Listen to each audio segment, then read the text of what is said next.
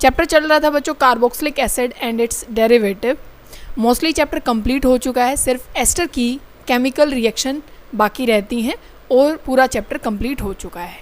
तो आज हमें केमिकल रिएक्शन ऑफ एस्टर को पढ़ना है, ठीक है। बहुत ध्यान से समझिएगा, बहुत ज़्यादा इजी है, ठीक है। अब देखो एस्टर आप सबको पता ही है क्या होता है। आप ये ग्रुप देखते हैं जिसमें लिविंग ग्रुप ये OR बिहेव करता है, ठीक है, ये एस्टर होता है। अब आपको इसकी हाइड्रोलिसिस करनी है। सबसे पहले क्या करनी है, हाइड्रोलिसिस। हाइड्रोलिसिस दो तरीके से हो सकती हैं, या तो वो कैसी हो सकती है, एसिडिक हो सकती है, या तो फिर कैसी हो सकती है, बेसिक हो सकती है। पर नॉर्मल आपको याद रखना है, तब भी आप हाइड्रोलिसिस करेंगे तो यहाँ पे कार्बोक्सिलिक बन जाएगा। इतना तो हमें पता होना चाहिए कि चाहे बेशक से हम एसिडिक कर लें या बेसिक कर लें, प्रोडक्ट हमें पता होना चाहिए कि यहाँ कार्बोक्सिलिक बन जाएगा। अब आपको मैकेनिज़्म याद होने चाहिए। वैसे तो हमने एक जर्नल एसिडिक और बेसिक पहले भी किया है, इसका आपको अच्छे से ध्यान होना चाहिए। अब देखो अगर हम यहाँ पे कर रहे हैं बच्चों कौन से, उसके लिए अगर आप कर रहे हैं बेसिक हाइड्रोलिसिस, मतलब कि आप NaOH डाल रहे हैं, ठीक है, जहाँ पे अटैक कौन करेगा, जो न्यूक्लियोफाइल बनेगा वो बनेगा OH नेगेटिव, ठीक है। अब देखो आप क्या जानते हैं, आप न्यूक्लियोफाइल का अटैक यहाँ करवा दीजिए, इलेक्ट्रॉन ऊपर शिफ्ट हो जाएंगे, ठीक है। ऐसा ही होता है कि ये CH3 यहाँ O नेगेटिव और यहाँ पे आ गया है OH और ये क्या है OR, ठीक है। अब ये जानते हैं जैसे ही इस नेगेटिव इलेक्ट्रॉन यहाँ पे ऑक्सीजन वापस से देगा तो OR as a living group behave करने वाला है, ठीक है। ये चीज़ हो जाएगी तो आपके पास डायरेक्टली अब देखिए बन के आ गया CH3 और ये CO और यहाँ पे आ गया OH, ठीक है ना। अब अगर आप देखें तो आपके पास जो ग्रुप निकला है वो कौन सा निकला है, O, ये R, ये नेगेटिव। यहाँ पे अगर आपने क्या लिया है, यहाँ NaOH लिया है तो नेगेटिव के साथ आके कौन जुड़ जाएगा, ये Na यहाँ पे आके जुड़ जाएगा, ठीक है। इतनी बात समझ में आई। अब आपको ध्यान रखना है कि हमें कैसे पता कि भाई यहाँ से OR ग्रुप बाहर जा रहा है, ये वाला OR ग्रुप यहाँ से बाहर जा रहा है, या यहाँ से कुछ और चीज़ बाहर निकल रही है, हमें कैसे पता चला। तो हम क्या कर देते हैं, आइसोटोपिक लेबलिंग हम यहाँ पे कर देते हैं, ठीक है। होता क्या है कि हम ऑक्सीजन का आइसोटोप ले लेते हैं, जैसे यहाँ पे हमने ले लिया ऑक्सीजन 18 ले लिया, ये ऑक्सीजन का आइसोटोप है। तो आपको प्रोडक्ट में यहाँ पे जो प्रोडक्ट में दिखाई पड़ेगा वो क्या दिखाई पड़ता है, 18 ही दिखाई पड़ता है, क्योंकि अगर ये ऑक्सीजन होता तो यहाँ पे आइसोटोप दिखाई नहीं देना चाहिए था, पर यहाँ पे हमें ऑक्सीजन 18 दिखाई पड़ता है, ठीक है। तो ये क्या है, आइसोटोपिक लेबलिंग की जाती है, जिससे हमें ये पता चले कि भाई यहाँ पे कौन सा ऑक्सीजन रह रहा है, ये NaOH से आया ये वाला ऑक्सीजन है यहाँ पे, या जो एल्कोक्सी वाला है, जो OR पार्ट है वो वाला ऑक्सीजन यहाँ पे है, ठीक है। इसी वजह से आइसोटोपिक लेबलिंग की जाती है। ये तो रहा कौन सा, जो कि बेसिक है। अब हमें किसकी बात करनी है, हमें एसिडिक की बात करनी है। फिर एक थोड़ा सा कंपैरिजन करना है एसिडिक और बेसिक में। अब यहाँ पे एसिडिक में मतलब H पॉजिटिव आएगा, जैसे यहाँ पे क्या आया था OH नेगेटिव, और यहाँ पे क्या आएगा बच्चों, H पॉजिटिव यहाँ पे आएगा, क्योंकि आप एसिडिक कर रहे हो। और यहाँ पे अब ऑक्सीजन के पास क्या है, लोन पेयर है ना, तो यहाँ पे क्या कर दिए जाएंगे, ये डोनेट कर दिए जाएंगे। ये जो लोन पेयर हैं ये इस H पॉजिटिव को डोनेट किए जाएंगे, ठीक है। इतनी बात समझ में आ गई। तो यहाँ पे ये H आ जाएगा इस ऑक्सीजन के ऊपर और यहाँ पॉजिटिव आ जाएगा, क्योंकि ऑक्सीजन ने अपने लोन पेयर डोनेट कर दिए हैं।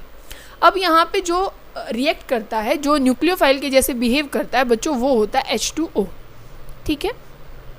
अब यहीं से तब आप कंपैरिजन करोगे ना एसिड बेस का, वहाँ ये एक मेन पॉइंट बनेगा यहाँ से।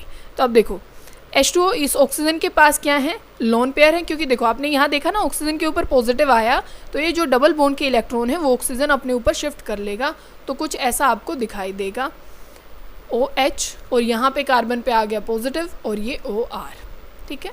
तो ये लोन पेयर यहाँ डोनेट कर दिए जाएंगे, तो यहाँ पे क्या आके चिपक जाएगा, ये OH2, और ऑक्सीजन ने लोन पेयर दिए हैं, क्या दिए हैं, लोन पेयर दिए हैं, तो यहाँ पे क्या आ जाएगा, पॉजिटिव चार्ज, ठीक है। इतनी बात हमें समझ में आ गई। अब होता क्या है कि ऑक्सीजन पे फिर पॉजिटिव चार्ज स्टेबल नहीं रहेगा, तो एक H यहाँ से बाहर निकल जाता है, 2 H है ना यहाँ पे, एक H यहाँ से बाहर चला जाएगा, यहाँ पे सिर्फ एक H बचा और ये पॉजिटिव चार्ज यहाँ से ख़त्म हो जाएगा। बात समझ गए।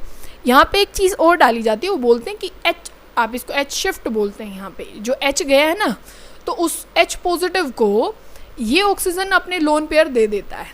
बात समझ में आई।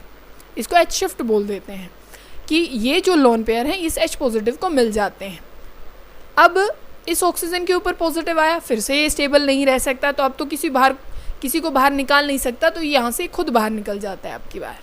ठीक है, तो अब देखो क्या बच गया, CH3, ये आपके पास आया OH, है ना, और एक OH और आया। अब ये देखो कि यहाँ पे होगा क्या कि कार्बन पे, क्योंकि अभी ये ऑक्सीजन इलेक्ट्रॉन बाहर लेके गया था ना, तो इस कार्बन पे क्या आ गया, पॉजिटिव चार्ज। तो अब यहाँ से एक H को बाहर जाना पड़ेगा, किस फॉर्म में, H पॉजिटिव फॉर्म में, क्योंकि जो भी आप एसिड आपने डाला H पॉजिटिव सिर्फ यहाँ पे एज अ कैटलिस्ट बिहेव कर रहा था।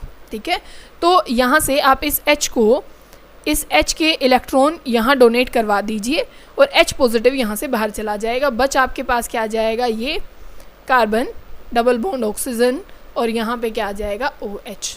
ठीक है, बात समझ में आ गई आपको। तो ये इलेक्ट्रॉन यहाँ इस बॉन्ड पे डोनेट करा दिए और ये पॉजिटिव चार्ज भी ख़त्म हो गया, यहाँ पे डबल बॉन्ड आ गया। अब देखो आपने बेस में क्या देखा था कि चाहे आप बेशक से कैटलिस्ट मान लीजिए या फिर न्यूक्लियोफाइल मान लीजिए, सिर्फ बेस ही सारे काम क्या कर रहा था, परफॉर्म कर रहा था। जैसे ही आपने किस में देखा, एसिड में देखा, वहाँ तो सिर्फ H पॉजिटिव एक कैटलिस्ट के जैसे बिहेव कर रहा था। यहाँ पे मतलब एसिड की अमाउंट बहुत कम चाहिए। बात समझ गए, क्योंकि न्यूक्लियोफाइल तो पानी बिहेव कर रहा है, और वहाँ पे जो बेस की अमाउंट है वो जितना आप एस्टर लेंगे उतनी ही आपको बेस की अमाउंट चाहिए होगी। तो बेस की अमाउंट ज़्यादा लगती है, तब आप क्या करते हैं, बेसिक हाइड्रोलिसिस करते हैं, और एसिड की अमाउंट ज़्यादा नहीं चाहिए होती, उसका आधा लगा लीजिए, क्योंकि आपको सिर्फ एक कैटलिस्ट के जैसे बिहेव कराना है। बात समझ गए ना।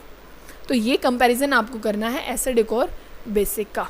अब आपको एस्टर की करनी है अमोनोलिसिस, मतलब अमोनिया से रिएक्शन करानी है एस्टर की।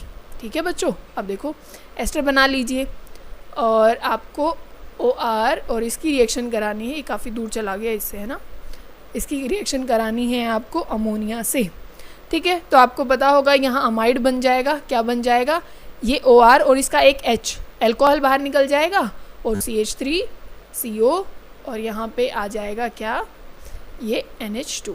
मैंने क्या बोला, NH3 के पास 3 H है, एक इसका H और ये ROH, ये अल्कोहल यहाँ से बाहर चला जाएगा। ठीक है, इतनी बात समझ में आ गई। और इसका आप मैकेनिज़्म भी कर सकते हैं, बहुत आसान है। कैसे करेंगे, एक थोड़ी सी हिंट ले लीजिए कि जो N है इसके पास क्या है, लोन पेयर हैं। जैसे ही यहाँ शिफ्ट होगा ये यहाँ पे अटैक करा देना। ठीक है, फिर सिर्फ आपको एक, क्योंकि नाइट्रोजन पे आ जाएगा पॉजिटिव चार्ज, H बाहर निकल जाएगा और ये एक लिविंग ग्रुप के जैसे बिहेव ही करने वाला है, ये तो नॉर्मल है। ठीक है ना।